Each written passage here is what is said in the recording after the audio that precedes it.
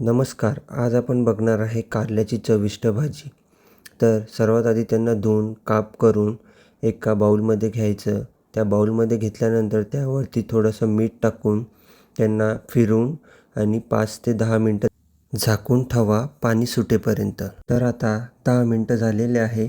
आता त्याच्यामधलं आपण पूर्ण पाणी काढून घेऊया.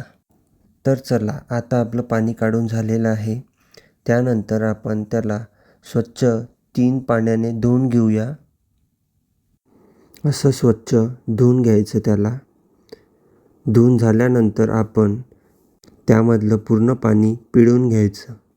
पिळून झाल्यानंतर आपण आपलं पुढची प्रोसेस चालू करूया. त्यामध्ये आपण 4 कारले घेतलेले आहे चॉप केलेले आणि 4 कांदे. कांद्यानंतर आपण 1 टमाटर, अद्रक लसूणची पेस्ट आणि बारीक कुटलेले शेंगदाणे घ्यायचे. चला, तर आता कढई घेऊन आपण त्यामध्ये 2 चम्मच तेल तापवायला ठेवूया. तेल तापल्यानंतर आपण त्याच्यामध्ये अर्धा चम्मच जिरा घ्यायचा आणि त्यानंतर आपण त्याच्यामध्ये अर्धा चम्मच मोहरी घेऊया. मोहरी आणि जिरं चांगलं झाल्यानंतर त्यामध्ये आपण बारीक केलेला कांदा टाकून घेऊ.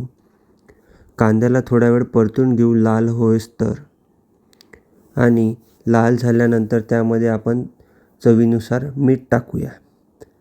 आता मीठ टाकून झाल्यानंतर आणखी थोडा वेळ कांद्याला थोडंसं परतून घेऊया आणि त्यानंतर आपण त्याच्यामध्ये टोमॅटो घेऊया चॉप केलेलं. आता चांगल्या प्रकारे 1 ते 2 मिनटं त्याला परतून घेऊ. परतून झाल्यानंतर त्याच्यामध्ये अद्रक लसूणची पेस्ट घालूया. त्याला पण थोडा वेळ परतून घेऊ. अद्रक लसूणची पेस्ट परतून झाल्यानंतर त्यामध्ये आपण कारले ॲड करूया. कारले ॲड केल्यानंतर त्याला आपण अंदाजे 5 मिनटं परतून आणि वाफेवर ठेवून द्यायचं. आता त्यामध्ये आपण 1 चमचा लाल मिरची घालूया.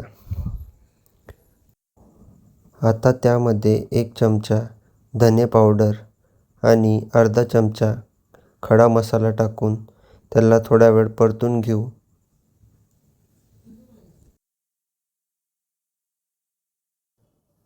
ते झाल्यानंतर त्यामध्ये आपण 1 चमचाभर हळद घालूया. हळद पण चांगल्या प्रकारे परतून घेऊया. ते झाल्यानंतर आता आपण त्याच्यामध्ये भाजलेले शेंगदाण्याचे बारीक कूट घालूया. कूट घातल्यानंतर त्याला थोडा वेळ परतून घेऊया आणि त्याच्यामध्ये थोडासा गूळ ॲड करूया. तो ॲडिशनल आहे, तुम्ही टाकू शकता. तर झाली आहे आता आपली कारल्याची चविष्ट भाजी. व्हिडिओ आवडला असेल तर नक्की लाईक, शेअर आणि सबस्क्राईब करा. थँक्यू.